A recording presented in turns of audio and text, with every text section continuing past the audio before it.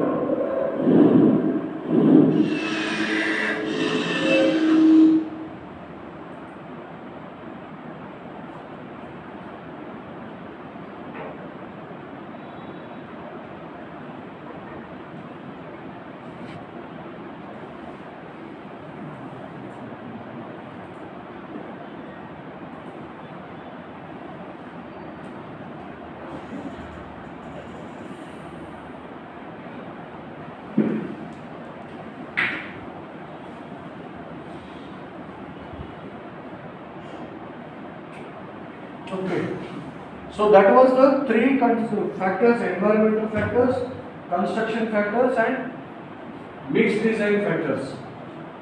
अभी देखते हैं factors that influence the mat. So इसमें देखिए ध्यान से, this is called vibration, this is called damping, this is the auger. Auger clockwise rotation होगा, ये भी clockwise rotation होगा, और ये जो है ऊपर नीचे होगी damper bar. Clear? So now we will see the 7 factors. F1 angle of attack, F2 head of material, F3 paver speed, F4 vibration, F5 damper bar, F6 weight of the screed, and F7 material stability.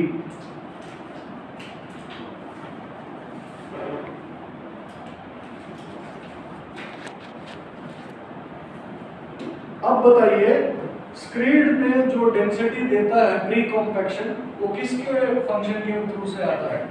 कौन सा function देता है screed की density? F5 पर F कौन सा number? F5 एक ही है, F5 F4 F5 दोनों, हाँ एक ही, दो ही है।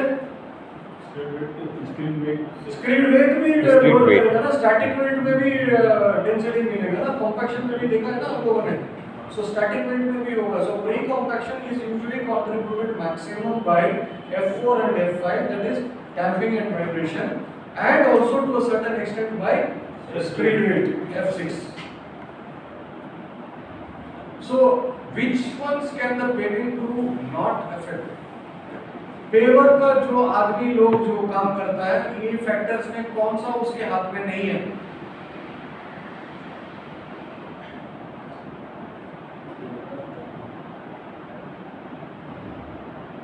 आप देखिए, फिर से मैं बोलता हूँ, angle of attack, head of material, paving speed, tamper, vibration, screed weight, material stability. सही बात बोला। इनमें से पॉइंट में 5 पॉइंट जो है ऑपरेटर कंट्रोल करता है। One is angle of attack, operator setting कर सकता है, head of material operator setting कर सकता है, पेविंग स्पीड ऑपरेटर कंट्रोल करता है, टेम्पर की स्पीड, वाइब्रेशन की स्पीड ऑपरेटर सेट करता है। सो जो ऑपरेटर सेट नहीं हो पाएगा, जो सेट नहीं करता है, जो कंट्रोल नहीं करता है, that is only screed weight and material stability.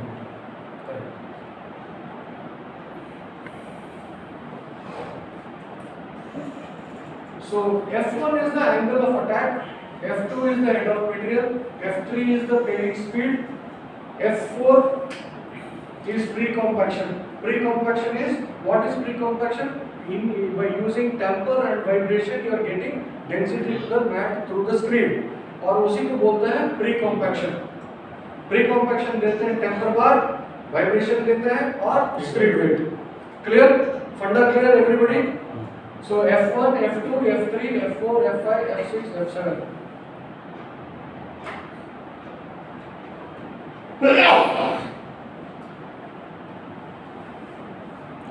So please remember, अगर मैट में कोई भी एप्लीकेशन प्रॉब्लम आया, कस्टमर बोलता है फिनिशिंग ठीक नहीं है, अंडुलेशन आ रहा है, लेवल नहीं आ रहा है, स्लोप नहीं आ रहा है, थिकनेस नहीं आ रहा है, वगैरह वगैरह वगैरह, F1 में गड़बड़ है, F2 में गड़बड़ है, F3 में गड़बड़ है। क्लियर? पक्का? ये चीज आप देखेंगे साइड में ध्यान से, इन तीनों में से कोई भी एक प्रॉब्लम नहीं है। सो कितने टाइप की प्री कॉम्पैक्शन स्क्रीड्स हैं? स्क्रीडों में भी अलग अलग स्क्रीडें हैं, अलग अलग स्क्रीड्स हैं। What are the type of pre compaction? मेरा कंप्यूटर क्यों बीच बीच में घड़ी बदली करता है? वो भी चार्ज बीच बीच में चार्ज होना चाहता है। हाँ, वो भी बीच बीच में चार्ज होना अटेंशन चाहिए सर उसका। मेरा मन भी कहता है कि थोड़ा जाके बैटरी चार्ज करके आऊं, लेकिन हम लोग बोल रहे ब्रेक नहीं लेना है, इसलिए पता है रात को चार्ज होना चाहिए, आधा घंटे और सर सर तो चार्ज होना। ये मेरा चार्ज है, फुल चार्ज है, 98% है, 2% कम होगा, 98%। सो स्क्रीनों में भी अलग अलग टाइप स्क्रीन रहता है। So this is a new topic for you. अलग अलग स्क्रीड रहते हैं। One is only vibration screed, पुराना जमाने में ओनली वाइब्रेशन स्क्रीड बनाया था एबीजी। उसके बाद सिंगल टेम्पर बार और 2 प्रेशर बार के साथ लेटेस्ट टेक्नोलॉजी आया। उसके बाद आया सिंगल टेम्पर बार वाइब्रेशन के साथ आया, और उसके बाद double tamper bar with vibration आया। वोगले जो है tamper bar double tamper bar नहीं डाल सकता है, क्योंकि डबल टेम्पर बार हमारा पेटेंट है, सो हमारा कॉपी नहीं कर सकता। डबल टेम्पर बार नहीं डाल सकता। सो सिंगल डबल दोनों सर। स्क्रीड के पीछे में प्रेशर बार डाल दिया, TP1 TP2। जो वोगले का नोमेनक्लेचर आप लोग जानते होंगे तो समझ गया होगा। TP1 TP2 that is 1 pressure 1 tamper, 1 pressure bar 1 tamper double pressure bar. So एक एक करके देख लेंगे। सो ये वाइब्रेशन ओनली है, this is only vibration. This is single turning bar and 1 और 2 प्रेशर बार। स्क्रीन के पीछे में या तो एक प्रेशर बार रहेगा या तो 2 प्रेशर बार रहेगा, which Vogler is offering, and I will tell you why this is not good. I will tell you now why this logic is not good. वो लोग बोलते हैं हमारे पास डबल प्रेशर बार है, स्क्रीन के पीछे मैट जब बनता है, जब हमारा प्रेशर बार ठोकता है तो और भी बढ़िया फिनिशिंग आएगा। वो गलत बात है। देन हमारा अभी जो स्टैंडर्ड कॉम्बिनेशन जो हमारा स्क्रीन में है, single tamper bar and vibration combination variomatic screen में। And finally double tamper bar जो भी हमारा ऑप्शन है, which is factory fit from Germany machines.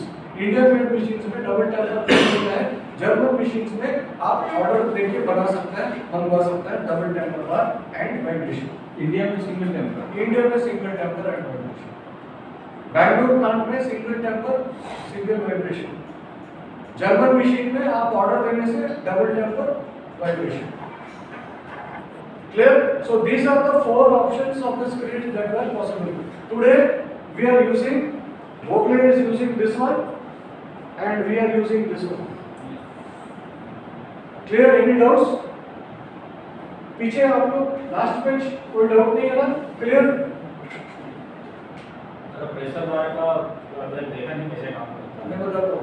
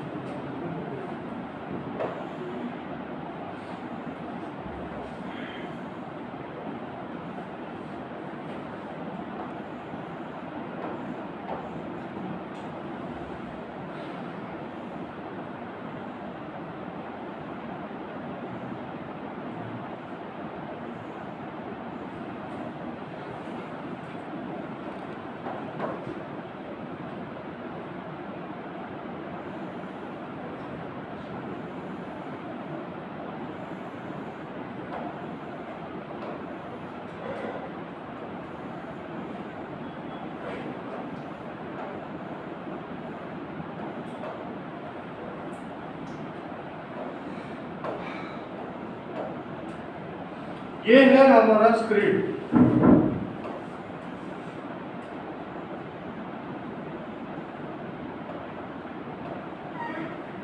Vibration और टेम्पर। वोवलेट क्या करता है?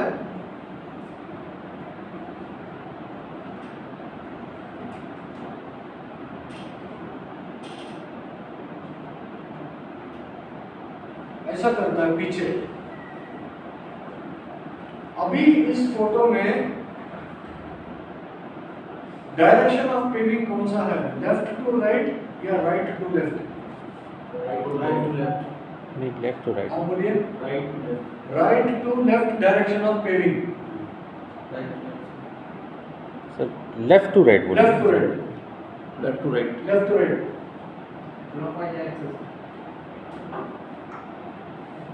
यार केवल ऐसा रोटेट नहीं होता है यार, या तो ऐसा जाएगा या तो ऐसा जाएगा। ठीक है sir, right to left. Right to left ठीक है, नहीं है ठीक ही है। Left to right. Left to right. Right. नहीं, left to right. Right to left. Right to left. Left to right.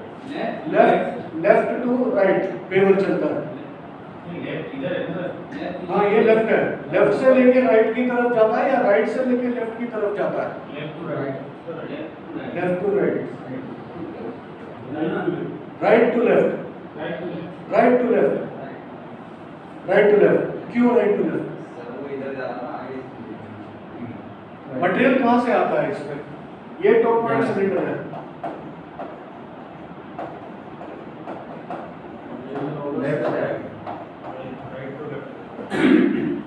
Pure इस तरफ जाएगा या इस तरफ? प्लीज वो तो आगे जाएगा सर, लेफ्ट की तरफ जाएगा। करेक्ट। Right to left. इधर से इधर जाएगा और आपका मैट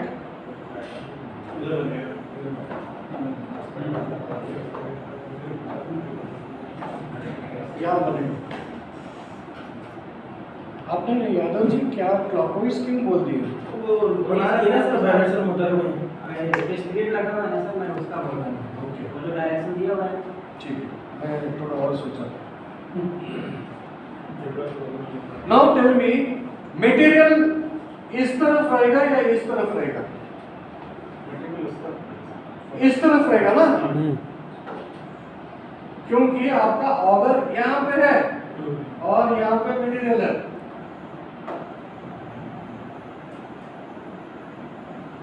बराबर है? This is called head of material. ये ऑगर ऐसा लंबा जाएगा। नाउ सबसे पहले मटेरियल किसके कांटेक्ट में आता है? वाइब्रेशन है या टेम्पर है? टेम्पर। टेम्पर है, वाइब्रेशन नहीं है, टेम्पर। और टेम्पर की एक्शन जो है ये क्लॉकवाइज होगा, लेकिन ये जो है ऊपर नीचे होगा। इसकी इफेक्ट क्या होगी? इधर माल जब इधर आता है, क्या इफेक्ट होगी? मटेरियल को कॉम्पैक्ट कर देगा। Okay, very good answer. हाँ, that is the reciprocating motion. But effect क्या है? माल के ऊपर इफेक्ट क्या है? ऊपर आपका है बहुत हो जाएगा। ये क्या अगर डेंस होगा? हाँ, डेंस होगा। Okay, density, that's what he said, compact. उसका जो बड़ा साइज का जो एलिमेंट रहेगा उसको वो नीचे दबा देगा बड़े से। Please give a big hand.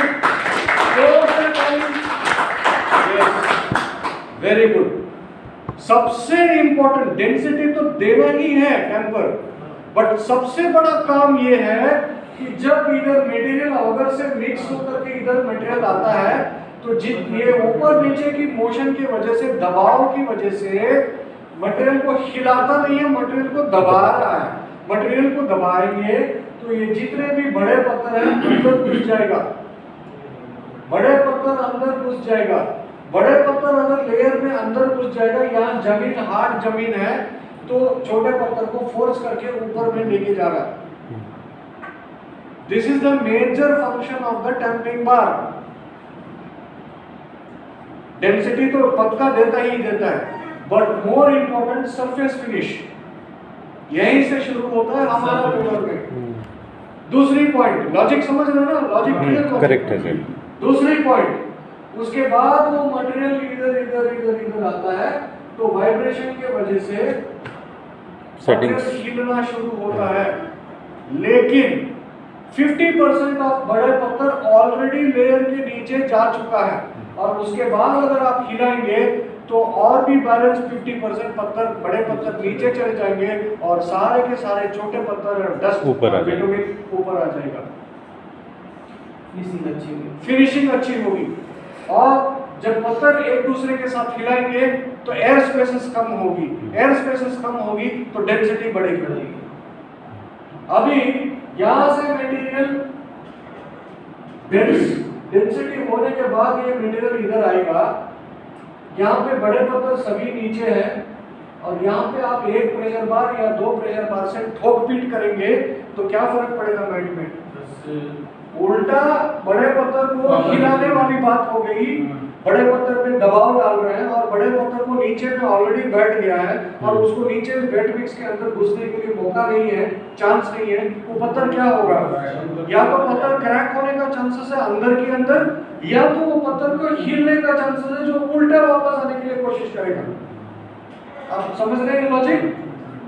अगर उल्टा वापस आया तो फिर भी ठीक है, क्योंकि हमारा कॉम्पैक्टर हिला के कॉम्पैक्ट कर देगा, लेकिन अंदर में क्रैक ठीक हो गया तो क्या होगा? कुछ देर के बाद वो मटेरियल उखाड़ के बाहर आ जाएगा। This is the counter you have to use when Vogle complains about Volvo saying that उनके पास डबल प्रेशर बार नहीं है, हमारे पास डबल प्रेशर बार है जिसमें फिनिशिंग अच्छा आता है। सबसे बड़ा गलत बात।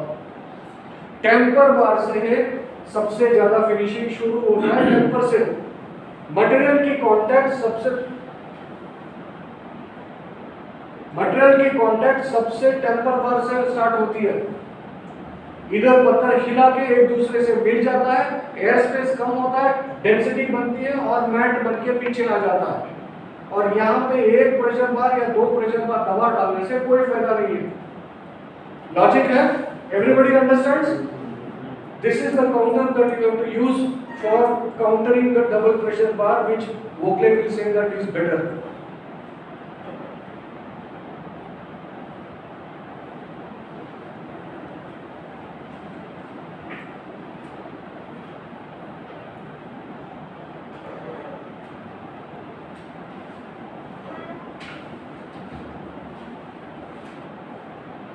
Clear? Any doubts? Vibration, motor driven vibration है हमारे Omni 5 स्पीड होने दो, VB88 स्पीड होने दो। वाइब्रेशन शाफ्ट में यहाँ पे काउंटर वेट्स डाला गया है, जैसा हमारा कॉम्पैक्टर में एक्सेंट्रिक वेट में है, same counter weight eccentric weight डाला गया है। और ये हाइड्रोलिक मोटर की तरफ से रोटेट करेगा। जितना स्पीड ज्यादा करेगा उतना ज्यादा वाइब्रेशन बनेगा, स्पीड कम करेगा तो कम वाइब्रेशन बनेगा। कम वाइब्रेशन कहाँ पे इस्तेमाल होता है बताइए? जब बैक थिकनेस कम हो, जब बैक थिकनेस ज्यादा तो vibration maximum. Simple form. So you can see very clearly हमारी सिंगल टेम्पर बार और ये डबल टेम्पर बार, और हमारा जर्मन मेड स्क्रीन में ये दिखता है, ये तार है, it is a coil for heating the tamper bar, so that tamper के नीचे में भी पत्थर चिपकना नहीं चाहिए, स्मूथली फ्लो होना चाहिए। एंड दैट इज व्हाई ये टेम्पर की वेज जो है ये ऐसा शेप है, ऐसा शेप है।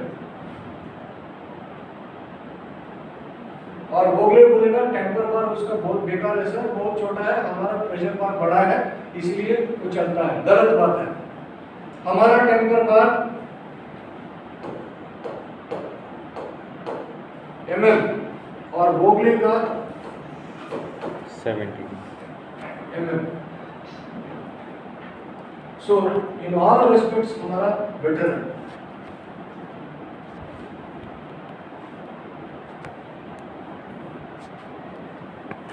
सो यू सी टेम्पर बार का जैसा माल इधर बहते बहते बहते नीचे ये बेस प्लेट है, बहते बहते बहते जाएगा तो ये पतला होते जाएगा और ये जो है ऐसा बन जाएगा, घिस जाएगा। सो टेम्पर बार इस तरह की घिस गया, टोटली ओवरलोड है तो ये कोई टपिंग एक्शन कुछ नहीं है, मटेरियल का आपका बहुत रफ फिनिशिंग आएगा। So the wear limit is and ये स्क्रीड प्लेट ये भी घिसते रहेगा, ये भी घिसते जाएगा। सो वेयर लिमिट जो है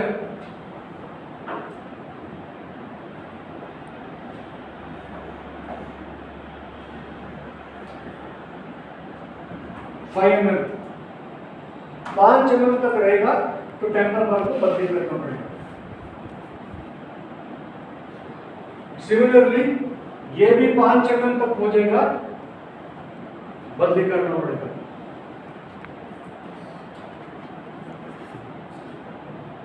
सो कितने में मिलेंगे सर? हाँ जी, तो जो स्प्लिट प्लेट दिया है तो कितनी एमएम की रहती है? 16 mm, 16, 15 से 16।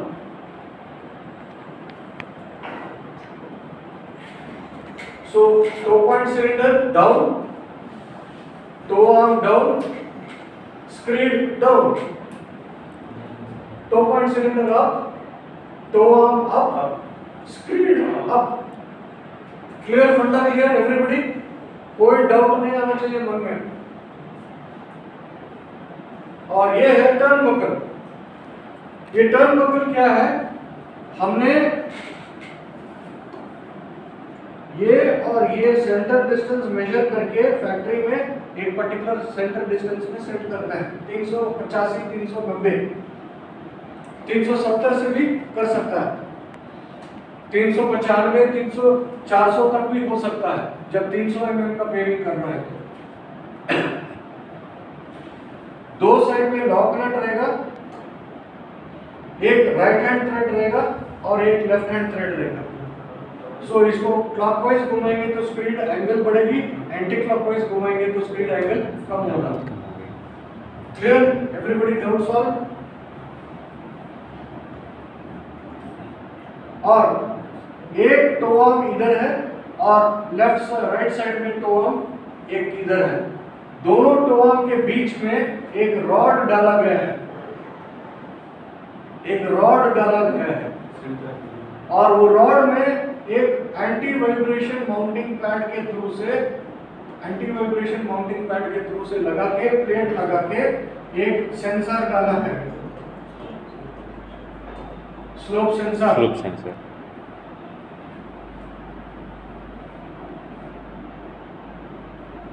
नाउ मेनी टाइम्स कस्टमर बोलता है लेवल ठीक से नहीं आ रहा है, एप्लीकेशन प्रॉब्लम। मेनी टाइम्स आपको ये कॉल आएगा, एप्लीकेशन प्रॉब्लम, लेवल ठीक से नहीं आ रहा सर, हम कितना भी एडजस्ट करते हैं या तो कम होता है या तो ज्यादा होते रहता है। ये कस्टमर कंप्लेंट है, बोलेगा सेंसर सिस्टम बदली कर दो।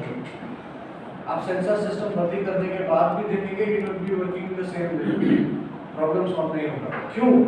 Because there is a response time for the sensor system। आप कंट्रोलर में अप एरो और डाउन एरो बटन इस्तेमाल करके 5 mm बढ़ाएंगे या 5 mm कम करेंगे, सेंसर सिस्टम जो है उसका सिग्नल लेके उस हिसाब से टो पॉइंट सिलेंडर को प्रोपोर्शनेटली ऊपर या प्रोपोर्शनेटली नीचे करता है। स्ट्रिंग लाइन में बैंड ऐसा चल रहा है सेंसर का, अगर ये स्ट्रिंग लाइन ऊपर या नीचे जाता है सेंसर सिस्टम भी ऊपर नीचे। कस्टमर की सर्वे वाला इंस्ट्रूमेंट लेके इसकी बैंड की हाइट अगर सेट बराबर नहीं किया, गलती किया, तो सेम गलती सेंसर सिस्टम में भी आ जाएगा। सेंसर की गलती नहीं है, ये लाइन की गलती है। और 5 mm अगर मान लीजिए ये गलती है, 5 mm डाउन हो गया, अगर ये 5 mm डाउन हो गया, रस्सी झुक गया, वायर रोप जो है ना टाइट बांधना चाहिए, झुक गया, 5 mm झुक गया तो सेंसर भी 5 mm डाउन सिग्नल ले लेगा। तो कस्टमर क्या करेगा, उसको कॉम्पनसेट करने के लिए 5 mm बढ़ाएगा। बट अभी 125, लेट्स से 115 और 117 में मैं 5 mm के लिए सिग्नल देता हूं तो कितना टाइम के बाद 5 mm मैट में बढ़ेगा बताइए? 5 मिनट के बाद, 5 मीटर मशीन चलने के बाद, 5 मीटर बोलेगा तो कितना फुट है? फुट 1 मीटर में 3 फुट है तो 5 फीट 15 फुट है। ओके, और दूसरा किसका आंसर है? 2.5 से 3 मीटर तक। 2.5 से 3 मीटर। फुट कितना हो गया? 9 foot. Anybody? Sensor box 15 feet पेन सेंस करता है। 15 फुट में नॉर्मली 15 से लेके 17 से लेके 25 के बीच में सेंस होता है, 25 के तक। बट एक्चुअली मशीन में हमारी मशीन की फैक्ट्री सेटिंग के मुताबिक देखेंगे तो अगर यहाँ पे 5 mm की बढ़ाने के लिए ट्राई करेंगे तो इट विल टेक, अगर ये टो आर्म जो लेंथ है ये 10 फुट है, टो आर्म 10 फुट है, तो 1 to length 20, 30, 40, 50. So somewhere here these 3 toe arms, that is between 8 and 10 feet, 8 into 3, 24 feet. 24, 20 से लेके 25 के बीच में 100% एक्यूरेट आएगा। एनीथिंग लेस देन दैट आप मेजर करेंगे, 1 या 2 mm डाउन रहेगा। कस्टमर क्या करेगा, 1-2 mm 10 फुट जाने के बाद देखेंगे तो 3 mm डाउन है, तो 3 mm और बढ़ाएगा, और एक 10 फुट जाने के बाद जो पहले 3 mm डाउन था वो 3 mm आ जाएगा, तो 5 mm आ जाएगा। लेकिन एक और बार में उसने 3 mm और बढ़ाने के लिए बटन दबाया जो मेमोरी में ऑलरेडी बस गया। सो 10 फुट जाने के बाद फिर और एक 10 फुट जाने के बाद 3 mm बढ़ जाएगा। कस्टमर तुरंत देखेगा क्या यार हो रहा है, सेंसर सिस्टम ऊपर नीचे ना, हमारा अंडुलेशन हो रहा है, फोन करो वोल्वो वाला को, ठोक दो साले को। वोल्वो वाला का गलती नहीं है, कस्टमर की गलती है, समझाने की तरीका नहीं है, उसको समझ में नहीं आया कस्टमर को। So please remember,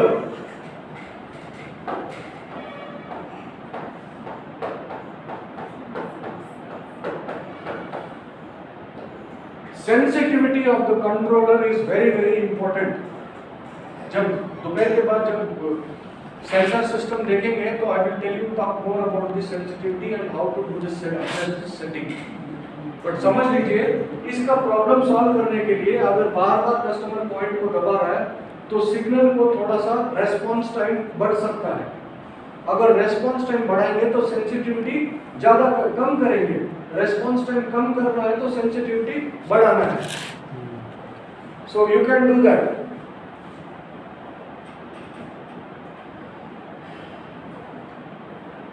This is what I was telling you. यहाँ पे 5 mm बढ़ाया और ये 1.5 मीटर गया और फिर से चेक कर रहा है 5 mm हो गया कि नहीं, 1 mm भी नहीं हुआ होगा। 15 से लेके 25 फुट के बीच में ही कुछ भी चीज एक्शन होता है, उससे पहले कोई एक्शन नहीं होगा। उसके पहले कोई एक्शन। ये क्लियर कट आप बता दीजिए कस्टमर को, this is the sensitivity setting that we have done in our machine.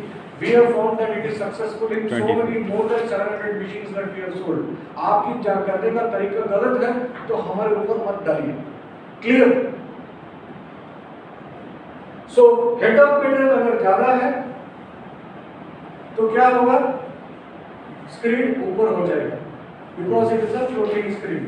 Head of metal अगर कम है तो स्क्रीन डाउन हो जाएगा, तो देन क्या होगा, नीचे हो जाएगा। मेटल की थिकनेस, मैट की थिकनेस कम होगा या मैट की थिकनेस बढ़ जाएगा। So what should be the correct value of head of materials?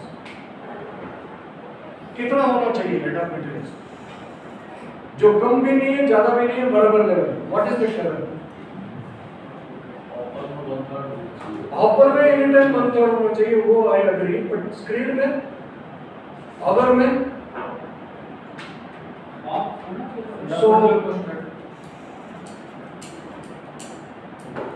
ये बहुत ज्यादा है, ये बहुत कम है। Material half of the hour, that is 66% of the hour should be covered anytime। 34% hour खाली होना चाहिए, दिखना चाहिए ऊपर में, तब जाकर के आप बोल सकते हैं कि ऑपरेटर बराबर चला रहा है। अगर मोस्ट ऑफ द टाइम अगर दिखता नहीं, अगर गेट दिखता नहीं है, डेफिनेटली आपको मैट में अंडुलेशन होने का 100 नहीं है 500% चांसेस है।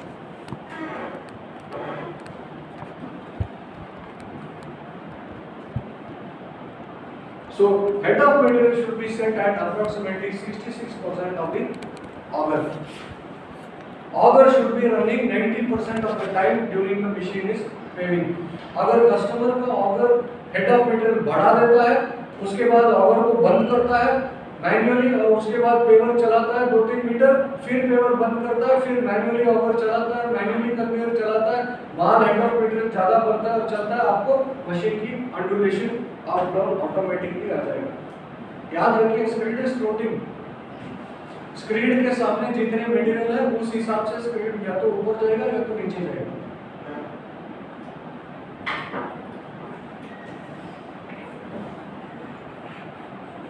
So review of paver and best practices. Please remember, asphalt pavers which gives which advantages. No like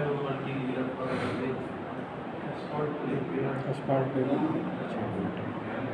photo नहीं लगेगा इसका। हाँ बताना है आपको।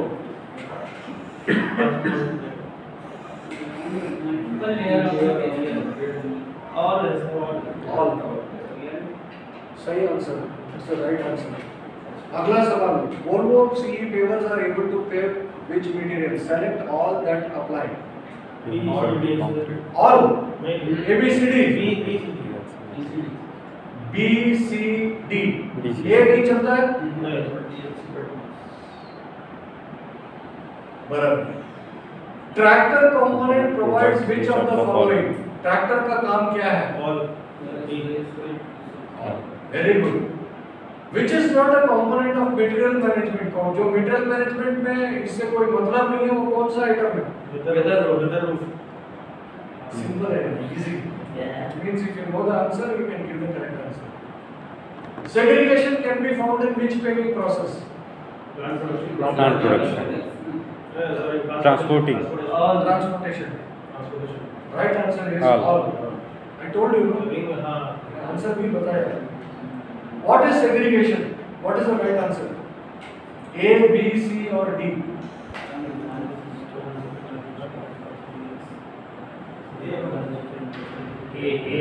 A, largest one. A is the right answer. Next, only hydraulic extendable springs are able to free float. True or false? Very true. What are the 7 factors that influence the mat? Material stability, screed weight, damping bar, vibration. इसके अलावा और क्या क्या है? पढ़ना नहीं है।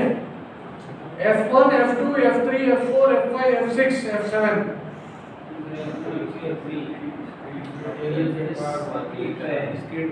Screed weight तो already दिया है।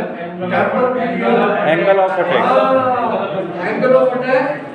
Head of material and paver speed. Very nice.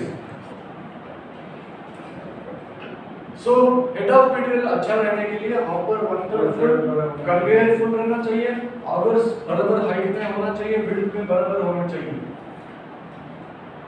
Clear? Any doubts on this? Okay.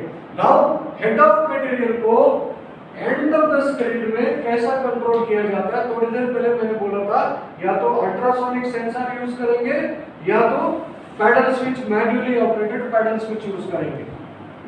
Hamelin बनाने वाले मशीन में अल्ट्रासोनिक सेंसर इज स्टैंडर्ड, हमारी मशीन में we are using paddle switch. Now ultrasonic sensor कैसा काम करता है? थोड़ा देर पहले वी हैड सम डिस्कशन, बच्चा का कैसा सेंसर करता है, सेंस करता है क्या है, बट ये मशीन में एक्चुअल क्या होता है? ये मशीन में क्या होता है? पहले एक साउंड वेव जाता है, क्लियर?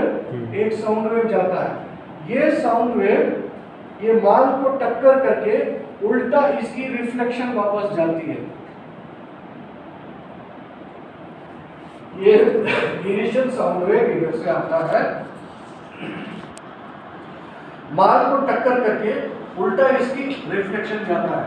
सो जो साउंड वेव जाता है it is called pulse.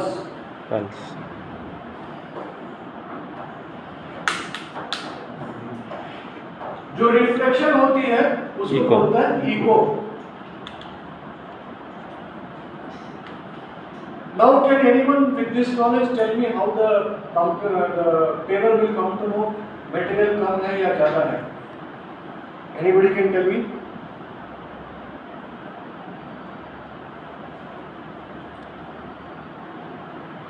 Sir उसका डेट का पता चलता है, कितनी दूर गया के फिर वापस आया तो हाइट का पता चल जाता है। क्या हाइट का पता चलता है? Material height. Yes. How? How? तो कम है। अगर इको ज़्यादा देर से हो रहा है। Please give a big hand. Very good. Both of you. Two things. याद रखिए मशीन चल रहा है, ये डायनामिक है, ऑगर रोटेट हो रहा है, ये माल कम ज्यादा होते जा रहा है क्योंकि कंटिन्यूसली पेवर चल रहा है। पेवर इस तरफ चल रही है, इधर से इधर चल रही है, माल इधर से आके उसके नीचे जा रहा है। This is point number 1 which he said. So इसकी हाइट जो है वेरी होता है। Point number 2 what Ravi has told that the distance और the time between the pulse and echo will vary, change होगा, बदली होता है। क्यों? क्योंकि इसकी हाइट कम ज्यादा होता है। हाइट कम ज्यादा होने से time taken for the pulse and time taken to the echo दोनों बराबर नहीं रहेगा, अलग रहेगा, अंतर रहेगा। मशीन की इलेक्ट्रिकल एंड इलेक्ट्रॉनिक सिस्टम क्या करता है? ये सेंसर ये पल्स और एको के बीच में कितना टाइम, मिली सेकेंड्स में जो टाइम का जो फर्क पड़ता है वो मिली सेकेंड्स को इलेक्ट्रिकल सिग्नल को कन्वर्ट करता है। इलेक्ट्रिकल सिग्नल जो है ऑगर को कंट्रोल वाल्व में जाता है। ऑगर की कंट्रोल वाल्व में जाने से ऑगर की वाल्व की स्पूल कम ज्यादा होगा ताकि ऑगर की स्पीड कम या ज्यादा। Clear? Now you tell me, auger की स्पीड बढ़ रहा है तो कौन सा पल्स और एको का टाइम कम है या टाइम ज्यादा है? टाइम ज्यादा है, बराबर बात बोला। पल्स और एको के बीच में टाइम डिफरेंस ज्यादा है, इसका मतलब हाइट कम हो गया। सो ज्यादा माल चाहिए, जल्दी चाहिए, सो ऑगर की स्पीड बढ़ेगा और उल्टा वाइस वर्सा।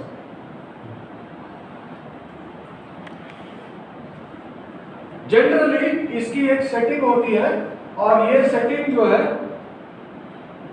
17.5 इंच करीब 15 से लेके 17.5 इंच में सेट किया जाता है। ये बहुत जरूरी होता है क्योंकि हर सेंसर की एक रेंज होता है ऑपरेशन का। ऐसा नहीं है कि 3 फुट या 4 फुट के दूर में सेंसर खड़ा कर दो और वो काम करेगा, वैसा नहीं होता है। सो 15 से लेके 17.5 इंच के बीच में सेंस करेगा पल्स और एको की काम। नेक्स्ट, मटेरियल मैनेजमेंट में मटेरियल जो मूवमेंट होती है उसमें अलग फीचर्स हमने दिए हैं हमारी मशीन में, वो चाहे बेंगलुरु पेपर हो या चाहे जर्मनी पेपर हो। सबसे पहले 4 इंडिविजुअल इंडिपेंडेंट ड्राइव है। वो कौन सा है? Left hand and right hand conveyor independent. Left hand material flow control का पैडल स्विच मैंने बताया कंट्रोल के लिए सेंसर है, और left hand and right hand auger की इंडिपेंडेंट कंट्रोल। एक ऑगर मैंने बताया क्लॉकवाइज होगा, एक ऑगर एंटी क्लॉकवाइज होगा। It is possible. और material flow control paddle switch यानी अल्ट्रासोनिक सेंसर या अल्ट्रासोनिक सेंसर, और मटेरियल फ्लो पैडल या अल्ट्रासोनिक सेंसर, और फाइनली ऑगर का रिवर्सिबल रोटेशन भी पॉसिबल है। So these are the 4 independent operating functions which controls the material management in the paver. Control specifically head of material. Any doubts?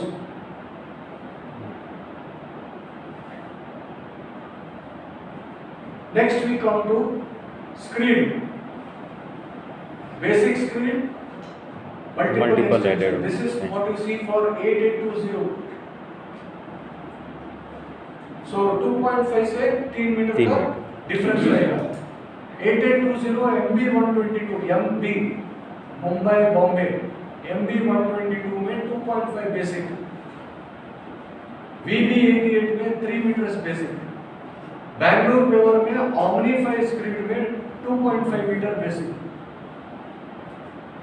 Hydraulic extension 2.5 से total 5.5 metre तक है, या total 4.75 metre तक है, या total 6 metre तक है, या टोटल 7 मीटर तक है, या टोटल 7.5 मीटर तक है बैंगलोर पेवर। VB 88 में 3 मीटर से 6 मीटर हाइड्रोलिक, और उसके बाद 7.5, 8, 9 मीटर है, 10 मीटर है, 11 मीटर है, 10 मीटर तक लास्ट। 11 मीटर हम दे सकते हैं, you can quote for 11 metre. एक बार रघुना एक हिसाब से कंफर्म कर दीजिए, 0.5 एक्स्ट्रा देके 11 मीटर बना सकते हैं। अगर 12 मीटर चाहिए या 13 मीटर चाहिए तो then you have to use 8820, no option.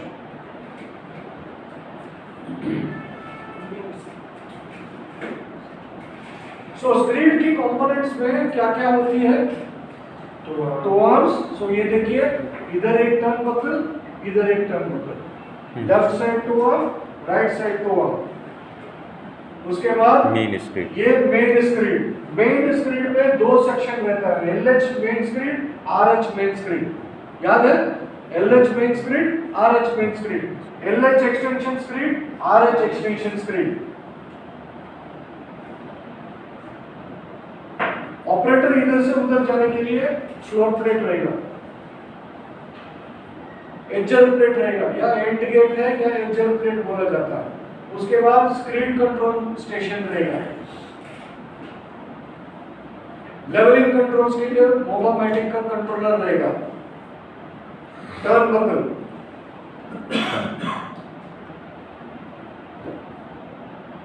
फिर क्राउनिंग कंट्रोल के लिए इधर एक सिस्टम दिया है।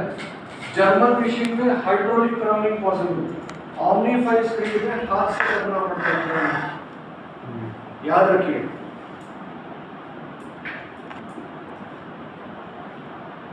नेक्स्ट, ये मेन स्क्रीड और एक्सटेंशन स्क्रीड के बीच में 5 mm की हाइट होना चाहिए, that is a factory setting. उसको करने के लिए फिजिकली हमको स्क्रीड पे चलते चलते में करना है, नहीं तो लाइन आ जाएगा। वो करने के लिए ओमनीफाई स्क्रीड में हाथ से करना पड़ता है।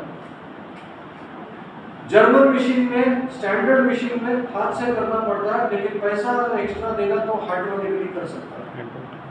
Hydraulically height extension of screed extensions is possible. Then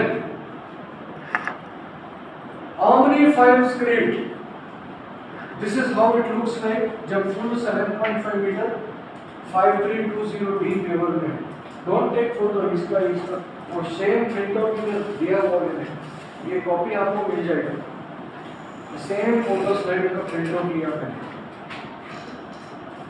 सो इसमें भी left hand side basic screed, right hand side basic screed, right hand side variometric screed, left hand side variometric screed, left hand side extensions और right hand side extensions.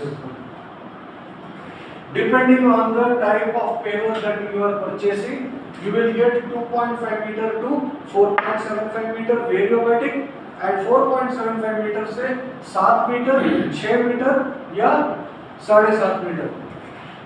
पहले 5320B में we were giving up to 7 meter. Then we came out with electrical screed heating and we are giving 5320B with 7.5 meter. Now we are coming with electrical heating and ECU and SCR and DOC and all that leads components and EGR. We are giving a Penta engine. We are giving 7.5 meter with electrical screed heating.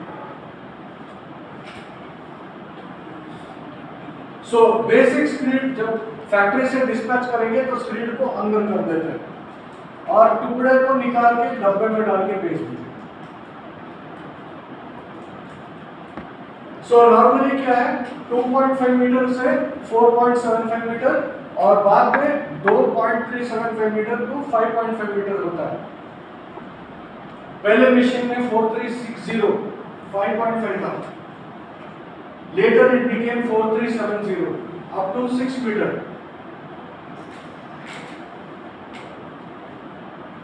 So 2.5 basic, 4.75 using hydraulic extension, 0.75 bolt-on, 0.375 bolt-on, total 7 meter.